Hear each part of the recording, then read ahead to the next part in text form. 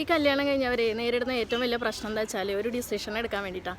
ഒരു ഡിസിഷൻ എടുക്കണമെങ്കിൽ വൈഫിൻ്റെ പാരൻസ്, പിന്നെ ഹസ്ബൻഡിൻ്റെ പാരൻസ്, സിബ്ലിങ്സ് ഉണ്ട് അവർ, പിന്നെ നെയ്ബേഴ്സ് ഉണ്ട് അവരെ ഇൻഫ്ലുവൻസ്, അങ്ങനെ സകല ടീമും ഇൻഫ്ലുവൻസ് ചെയ്ത് ഒന്നായിട്ട് അലുവാന്ന് അവിയൽ പരിവാക്കും.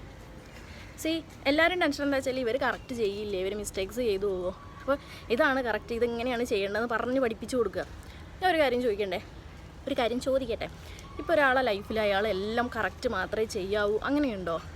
ഇതൊരു ലൈഫ് എന്ന് പറയുന്നത് ഒരു ഗ്രോത്ത് അല്ലേ? അതായത് നമ്മൾ റോങ് ആയിട്ടുള്ള കാര്യങ്ങൾ ചെയ്യും, റൈറ്റ് ആയിട്ടുള്ള കാര്യങ്ങൾ ചെയ്യും, അപ്പോൾ അത് തെറ്റുകളിൽ നിന്ന് നമ്മൾ പഠിക്കും, എന്നിട്ട് നമ്മൾ ആ തെറ്റുകൾ ആവർത്തിക്കാതിരിക്കും.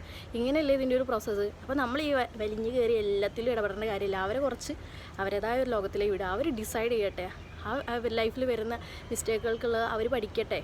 ഓക്കെ, നമുക്ക് വേണമെങ്കിൽ സജസ്റ്റ് ചെയ്യാം, ഓക്കെ ഇങ്ങനെ ചെയ്ത് കഴിഞ്ഞാൽ ബെറ്റർ ആയിരിക്കും എന്ന് സജസ്റ്റ് ചെയ്യാം. അല്ലാതെ എല്ലാത്തിലും ഇത് ഇങ്ങനെ തന്നെ ചെയ്യാമെന്ന് പറഞ്ഞ് വാശി പിടിക്കുക പറയുന്നത് വളരെ മോശം പരിപാടിയാണ്. അങ്ങനെ ഓവർ ഇൻഫ്ലുവൻസ് ഇല്ലെങ്കിൽ തന്നെ ഒരുവിധം പ്രോബ്ലംസൊക്കെ കുറയും. മേ ബി ഇന്നത്തെ കാലത്ത് ആൾക്കാരൊക്കെ കൂടുതലായിട്ട് ഫാമിലിയിൽ നിന്നൊക്കെ വിട്ട് ഒറ്റയ്ക്ക് ജീവിക്കാനുള്ള ഒരു റീസണേ ഇതാണ്, ഈ ഓവറായിട്ടുള്ള കൈകടത്തൽ. I think so.